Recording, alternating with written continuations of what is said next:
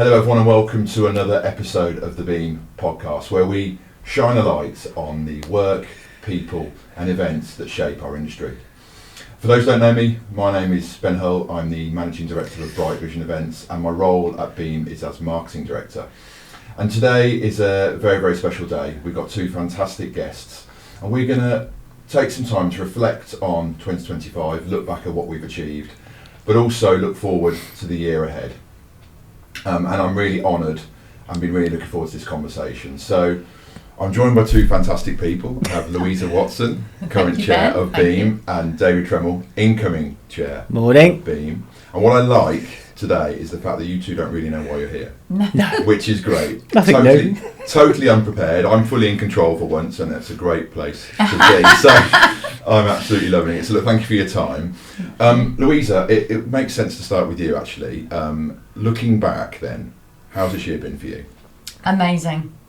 Absolutely amazing. Hard work, but I've loved every minute of it and haven't begrudged any ounce of the work that I've put in at all.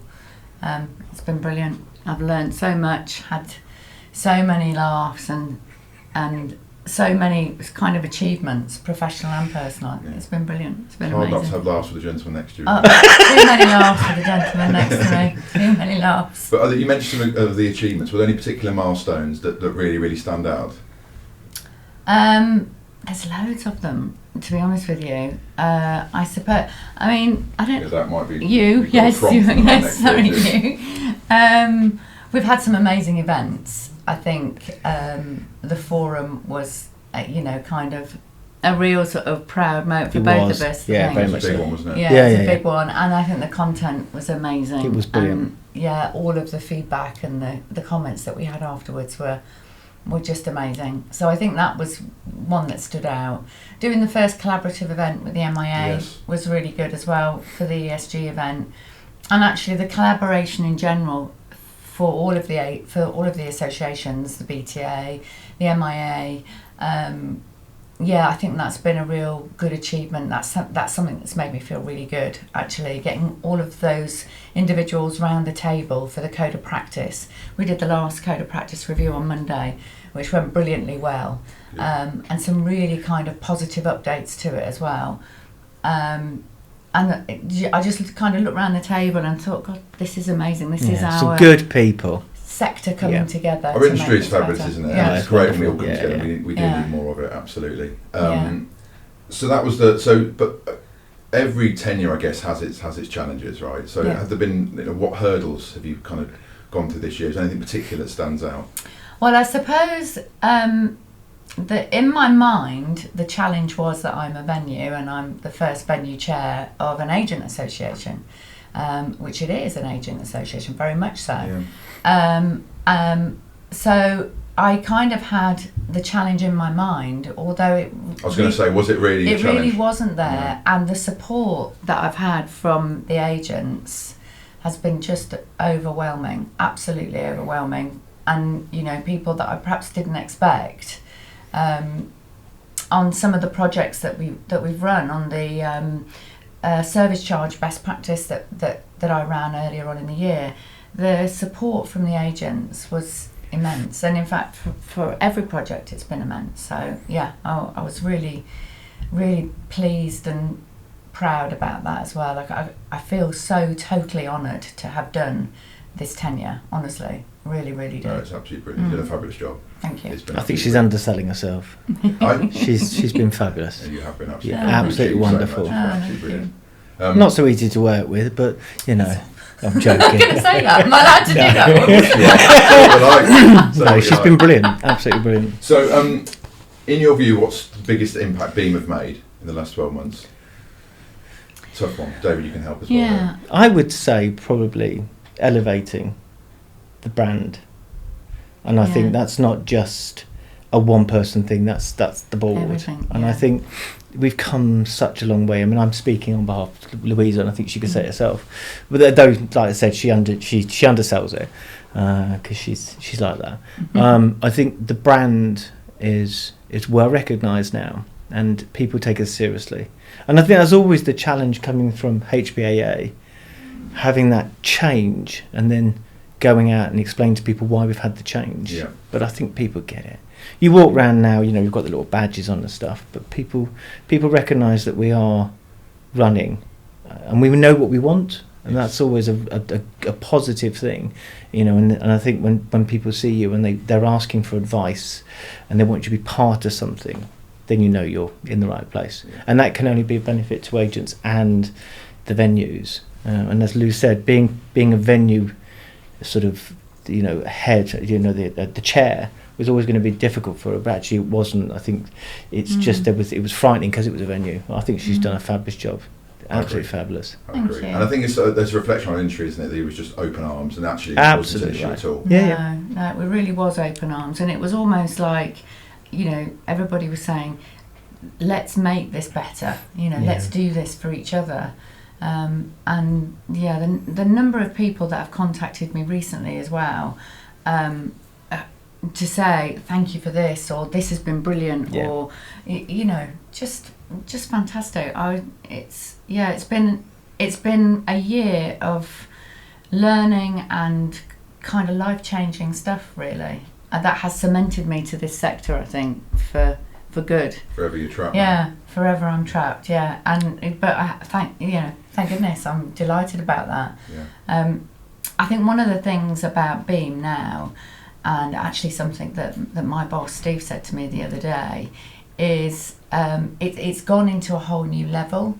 You know, it's broadened its wings, and it's kind of taken on, you know, a whole new. We still stay in our lane. Yeah. You know, we know what we're good at. We know where we don't go, but we've kind of broadened our approach to things so that we look at things with a much more kind of holistic view than we did before, and that's positive. That's only got to be positive for everybody, and it also allows you know, all the advocacy stuff that David's very entrenched in with UK events on our behalf. So yeah, I think that Beam has got some great wings. It has. It really has. And I've only known it in this 1 year, so I think this is normal. It's been great. There's always been huge direction. I've known exactly what we're doing. It's been very busy, and I've absolutely loved it. So well done to you for Have you only been a year? Yeah. Feels like you've been there for a No, That's a good really? bad thing, to be honest. But. So that's good or bad, babe. But obviously, so you mentioned it's had a huge impact on you personally and professionally. I guess it's going to be one of the pinnacles of your career, I guess, being chair of Beam. Absolutely, definitely, without a doubt. I think from a personal perspective, it's given me friendships and relationships that I won't ever lose. Sorry. Oh God. Yeah. Are we friends now? Yeah, we're friends. And it's given me a real closeness. I mean, I'm close with my team, very close with the senior team at Y Boston, but this is equally, we are as a board. I think we are quite close, aren't we? And we kind of all can call each other up and rely on each other and say give what we each other like. a pep talk. Absolutely. No filter. No filter. I listen, there isn't. and I know this has been recorded, so I'm keeping myself quiet. Yeah, well done. We can do stuff and post edits. No. It's fine. The less editing, the better. So before I hand over to Dave for a bit of a chat, do you have any advice for the man sitting on your right hand side before you pass the torch? I know your tenure's not over just yet. Do you have any advice for the incoming chair? Well, I suppose I've been very careful about canvassing opinion before I do anything, but David's quite good at that anyway. And I suppose because we work very closely, so if there's a few people that I will always go to get help or support or canvass opinion on, David being one of them. So you know, I think that he would probably do that with me as past chair anyway. Say don't forget about it when you. No, you can't forget this one. Not in a million years. No. But I mean, I will be there to support him. But for me, it's just been about collaborating. David's a bit massive collaborator anyway, so we've kind of done it together anyway. So I imagine we look after each other. Yeah. And I think when you've got a team like that, it's really nice because you don't have to force it. You just know. You can see when somebody's like, I need to step in. And you can do it without actually anybody seeing it. And I would do that with Lou, and Lou would do that with me. And I think you see people's weaknesses and strengths, and as you get to know them, you can see those, and they're never negative. Everybody's always good at something, and somebody else is not as good at that, but they will also pick you up when that's not your strength. And I think that's really good. And Lou's very good at seeing that, and she knows me now. Yeah, so she can do it, and it's seamless. And I think that's a good sign of two good people working together. There's a good set of skills on the board table, aren't there? There are some amazing we're very lucky. people on we're the very board. lucky. Yeah, we are. Good. So when's the official first day of your 31st of January. Saturday, the 31st of January. So it's actually not till Monday. Give myself a weekend. I can't wait. Like hangover after gala dinner, right? I know, So what excites you most then? I think being given the opportunity. I think, I always think of me, little old me, coming from where I've come from, and I've been on the board, for 2 years, and being sort of thrusted, and people seeing my strengths and putting me in that position. I'm the sort of person you have to push me into it, and I can cope if you push me into it. You have to push me into those sort of areas, and I can get up and do my bit.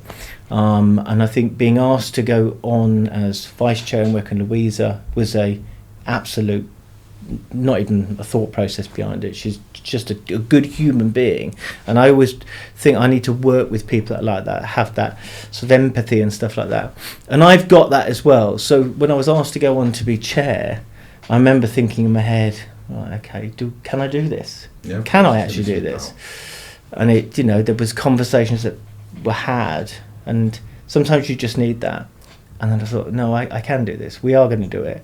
And we're going to do whatever we can to make sure the association's in the best place we possibly can. And if I can be part of that, so be it. Well, I'll let you into a little secret. So when you wouldn't have known this, but when we were canvassing around the table and when your name came up, the excitement in the room was huge. Everyone's got your back. Really? So yeah. That's nice to know. Yeah, you weren't there, but we were all really pleased.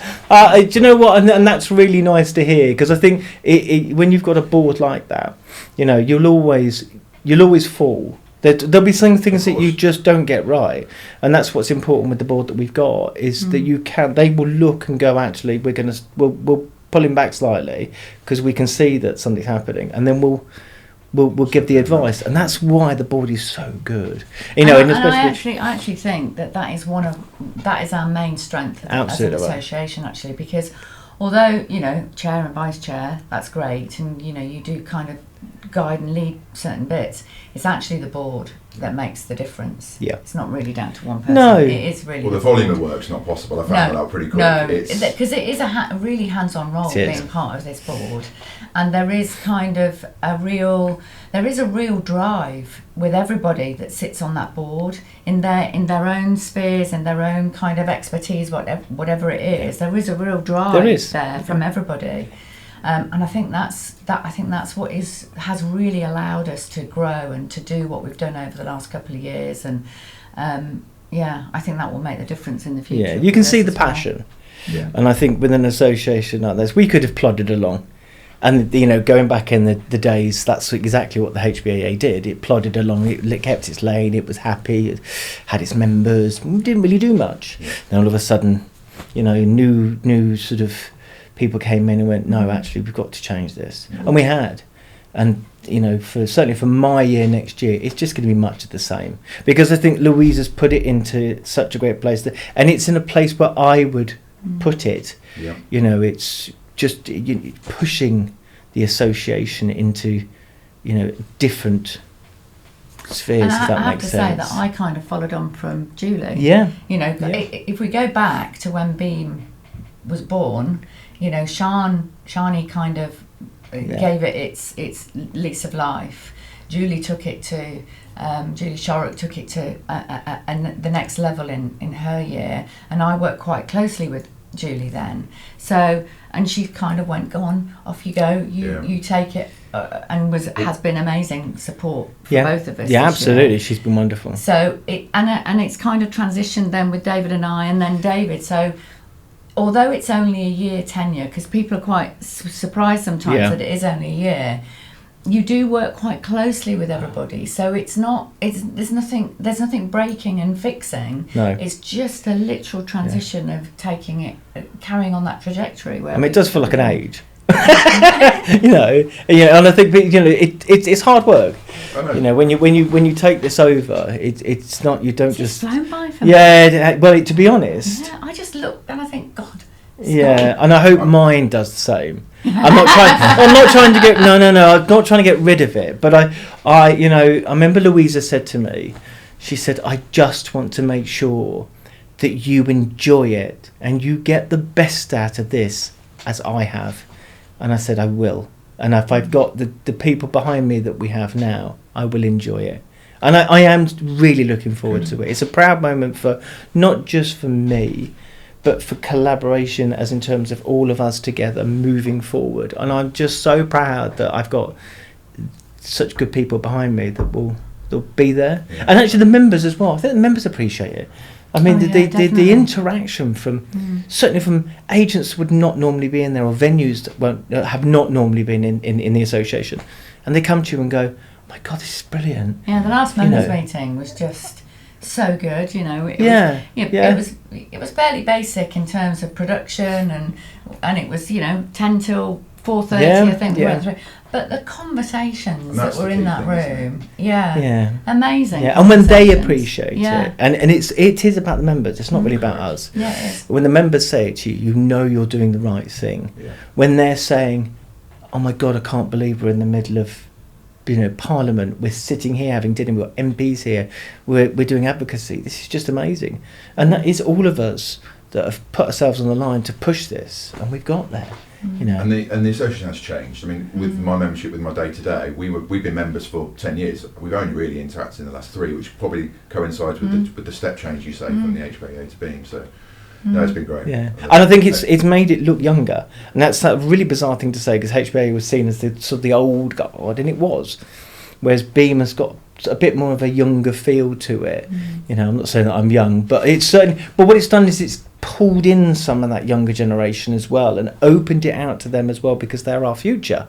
Yeah. So actually, that's what you really want to do is pull those people up and show them what they can achieve as well. I remember Sian saying to me in the very first board meeting, we are custodians for the members, and it just stuck with me. We are custodians. That is absolutely right. The board, and it really was. Yeah. It was fantastic. Yeah.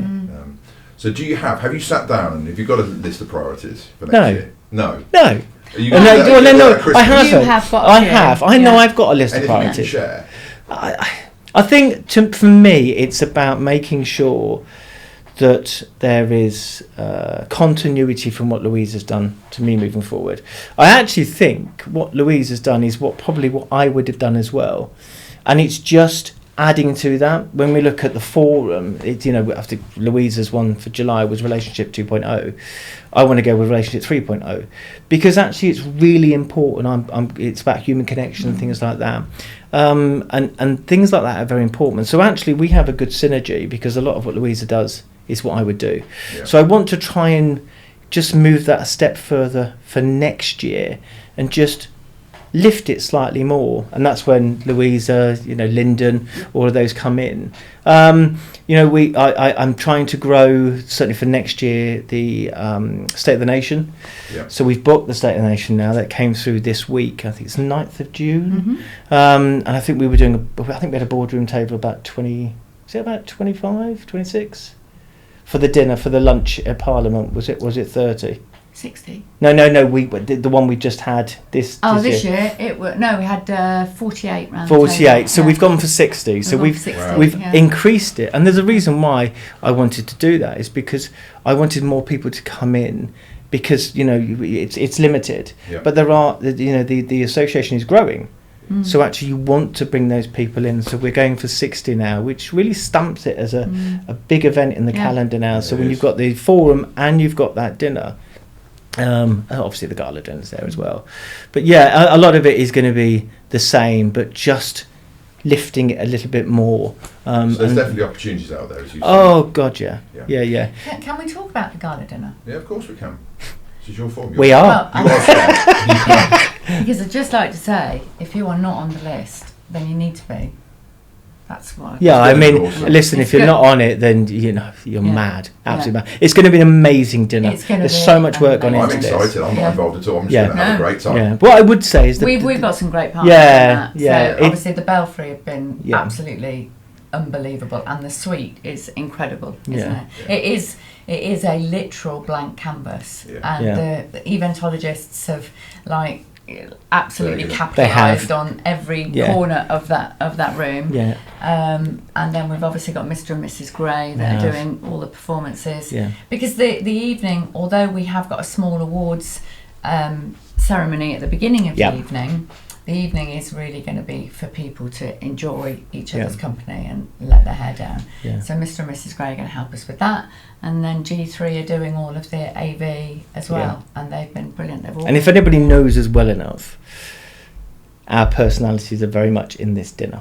yeah. It is very much focused on our past. So yeah, I mean, I can't Who tell chose you. the theme? We both. We both did. Yeah. Which shows how Yeah. balanced, sort of how connected we are when we both talked about it. I mean, we had some wild, wonderful I don't want ideas. to know, to be honest. No, we're all good. No, they were. You could say them on the podcast. It's fine. But the one that we've picked is very much about us and where we've been. I'm looking forward to it. Oh, you're I gonna can't wait. listen. If someone's not booked, they need to book ASAP. There can't be that many spaces. Not many. No, No, there's there's not. not. Not No, many. it's been very good. But then again, it's always well attended. Yeah. It's one of those events now that becomes an industry event, and that's exactly what we wanted from it. You know, we've got key people coming from other Yeah. associations, MPs coming as well. So that sort of stamps actually how far we've come when we've got Yeah. those people that are clambering to come to this event. You know, and that for us is just shows how far It's we've gonna be come. very nice. Yeah, it's going to be brilliant. Very nice. So do either of you see any industry trends or anything that Beam needs to kind of focus on next year? So any if you had a crystal ball, what's coming down the track? What do you think? Well, I think next year is going to be rocky, for Yeah. sure. I Yeah. think we're going to see some challenges next year. I think the whole of the economy, not just our sector, is going to be in for some challenges next year. Yeah. And obviously that's going to impact us. I think employing people is going to be more difficult for our sector. Yep. because Finding I talent, you too. mean? No, just employment. Have them on the payroll. Oh, I Having see, them on okay, the yeah. payroll, yeah. There is talent out there. Oh, I There know. is It's a huge great talent talent. out there, and it's making sure that we can take that talent and use it and Yeah. employ it and benefit our clients and our customers. But it's tricky with the increase in costs with NI and with the national living wage costs that have gone up as well, particularly for the age group that hospitality Yeah. employs at. It's going to be tough next year. So I think that we've got to find some balances, and we've got to help. The association has to help with that. We have to kind of look at those challenges, those economic challenges head on, and see, how we can Okay, help. well, I remember the conversation at the board table. We decided to freeze membership for the year, membership fees. That was based Really on important. Though. Yeah, It's- it is. and And Yeah. It shows the members that we're listening. Yeah. We can see it. We're not idiots. We do advocacy work. We see what the budget did, and actually the devastating effect that's actually going to have now. And it's only just coming to fruition because it's backloaded. Yeah. And that is a real concern. But I think I go back to the advocacy because it's something that I'm quite passionate about, and I know Louisa sits behind it, and she pushes it and drives it as well. Is going out there and showcasing our industry and letting them know that actually this can't continue, because when you make decisions quickly, the effect is instant on our industry, and it's always the same industry they go for. It's like, and I think I said when I was at the DCMS inquiry, and I said we seem to just pick ourselves up and brush ourselves off, and it's okay, but it's not actually okay. We've got to stop saying it's okay and not battling this. We have to battle it. If we believe in our industry as much as certainly we do here, and the rest of them and the wider membership do, we've got to be able to stand up and go no. Yeah. And that's what we've got to do. I think one of the things that we've done this year, which I think will help us I'm hoping will help us in the year Yeah. ahead, is that along with the MIA and the business of events, we sat down very quickly and we submitted 19 new SIT codes to DPT, Department of Business Trade, who will then submit to the ONS for approval. So we're waiting for approval on that. Should be around March time. But we literally had to galvanise ourselves within a few days, and we were given the phone. Well, Shanali was given the phone call.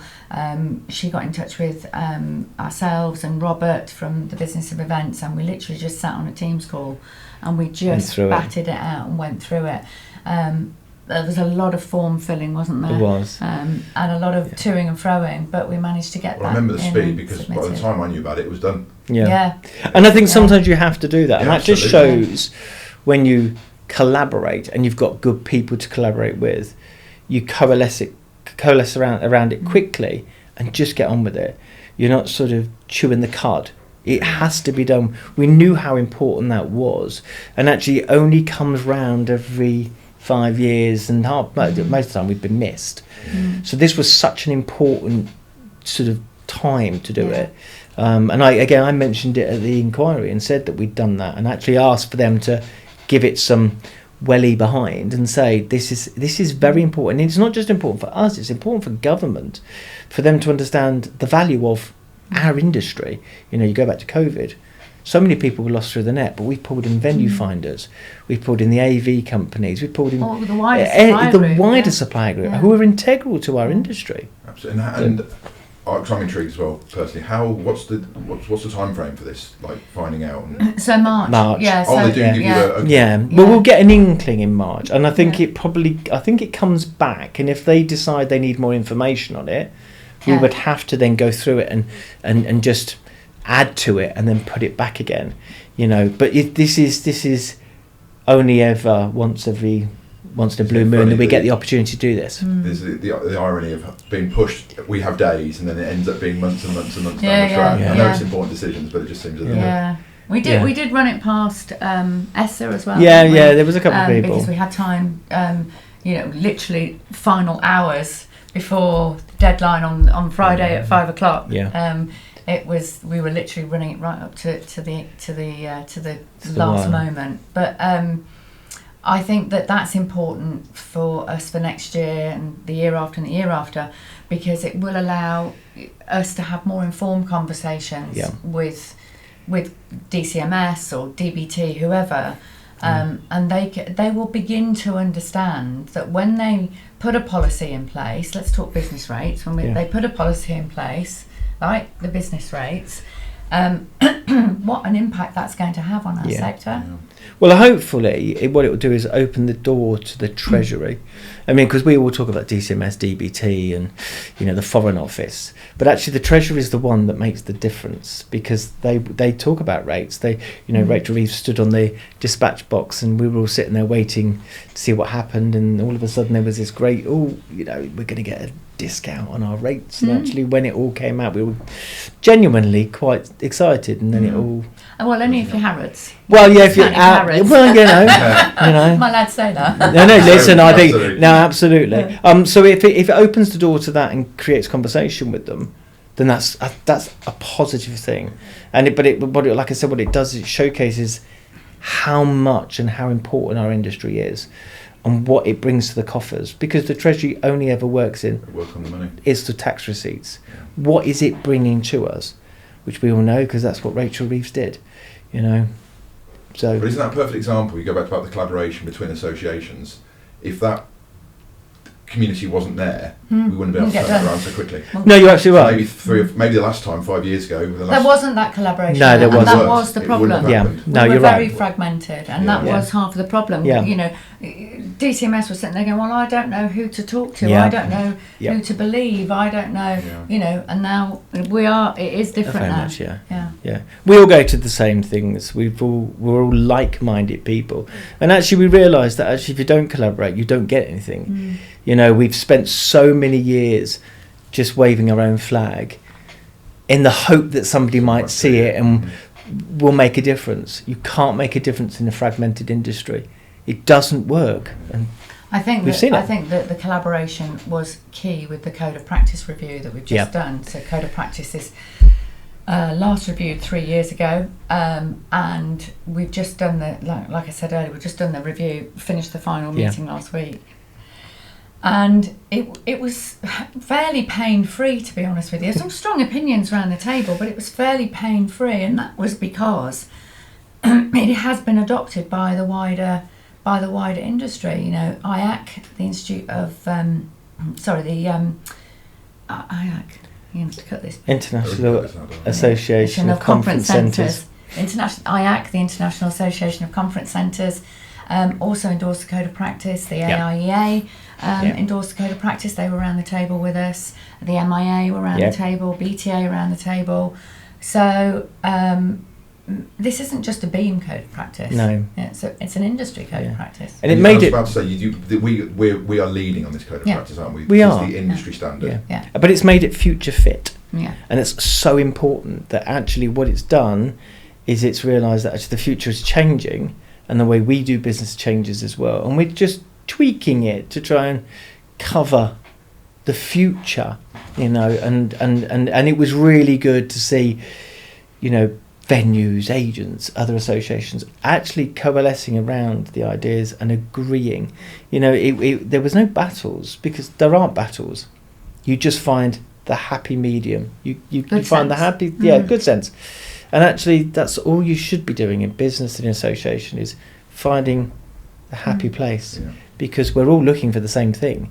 So there's no need to create irritations. And that was a classic example of how it works in its best format.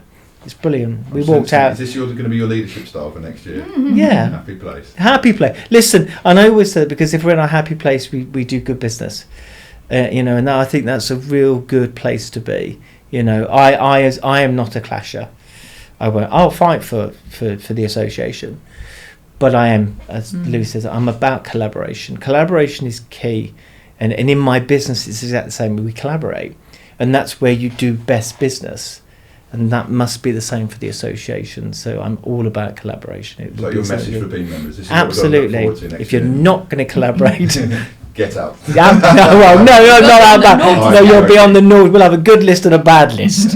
You always want to be on the good list with me. No, it is. And it's about dragging some of the others that sort of haven't always been involved either. Put them in, you know, getting them to be front and centre in the association. You know, I always say you get out of the association what you put in. If you're going to sit there and do nothing, you won't get much. Correct. That's where my business used to sit, by the way. There you go. Interesting. And you're sat here now, interviewing us. So look, that's the formal bit. I put some questions out to the board. Well, let's put some questions out. I said to the board, I've got a bit of time with you two. Do they have any silly questions? And we might have to edit some of these out, because some of them are hilarious, but we'll just edit them out. Nice, good. I'll ask them anyway. I'm not going to say who asked them, by the way. I think we're quite funny. We're guests. Of course you can. Okay. Well, no, this one's quite funny, because this one threw me when I was on the stage with you at the all members meeting in Manchester, and you referred to David as Tremdog. I was like, is this a day-to-day thing, or is this just a Beam thing, that name? No, it's a day-to-day thing.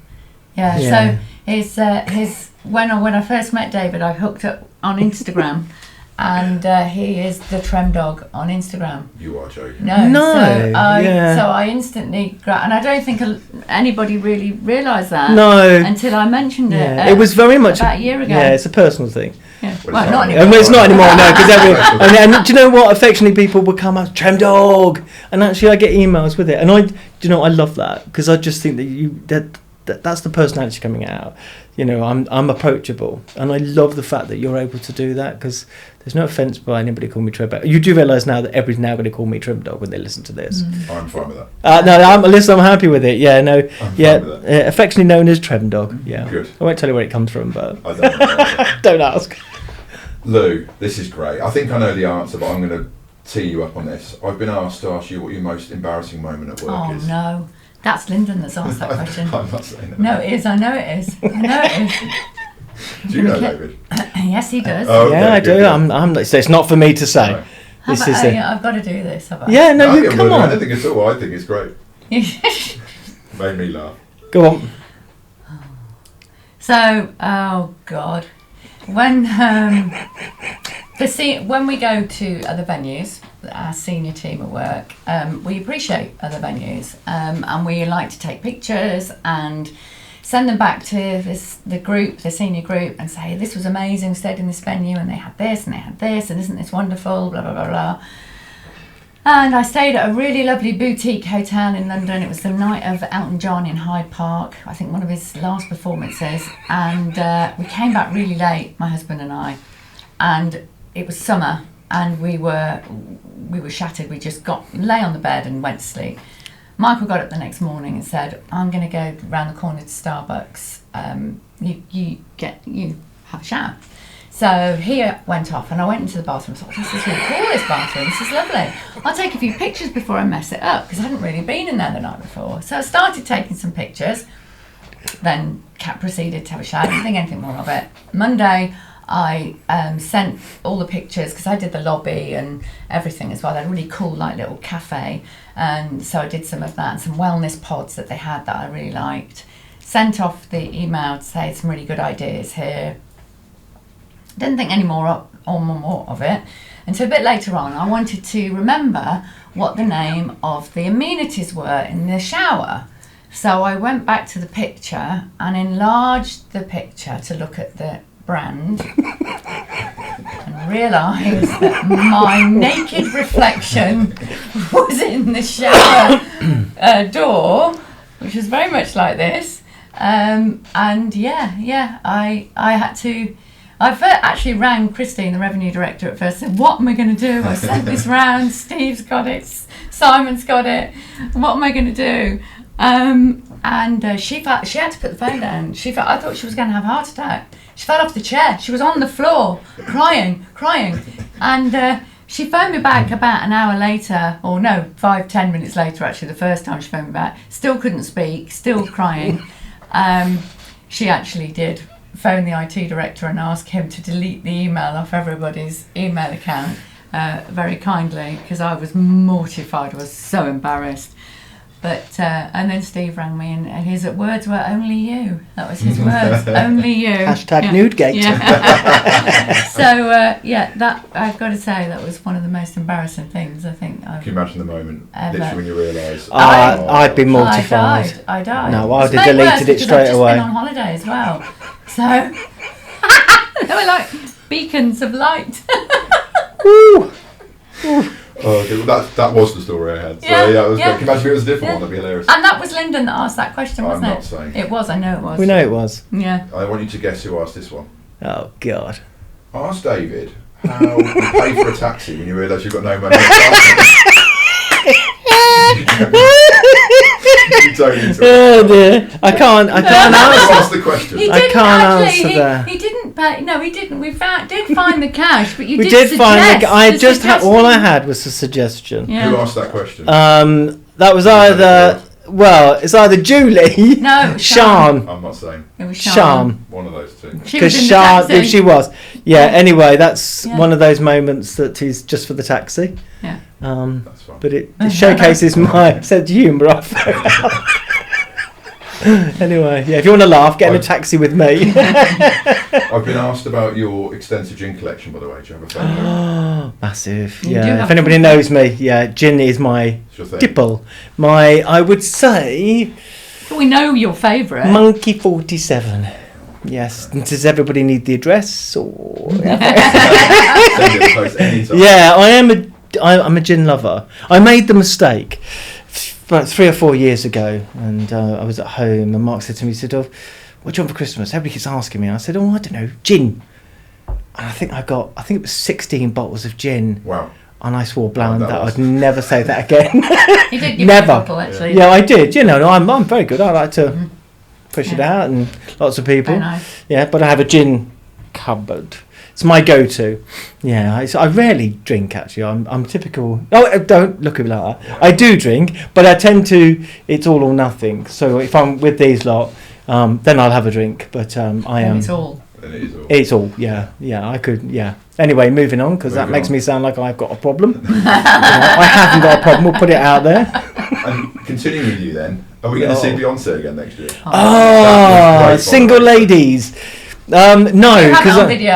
I mean, I've got a yes. Yes. I was It's on our vice server. chair then. Oh, I could I'm get away with it. Gonna be more serious. Chair, I'm going to be a little bit more serious. Yeah, a little bit serious. No, you probably will. Yeah, Good. yeah, I absolutely. think the Listen, members want to see you it. know, I say. a few drinks and I'll be on that stage giving it all. You know, listen, that's what it's all about. You've got to see. You got the gala dinner. Yeah, well, there you go. Yeah, I'm not. Yeah, I won't even We'll go see there. about it. Well, yeah, you know. Thank you both. Thank It's you. been brilliant. Thank you for your time. I really, really look forward to this conversation. It's been great. No, it's been good. Super. Really good fun. Thanks for having us. Thank you.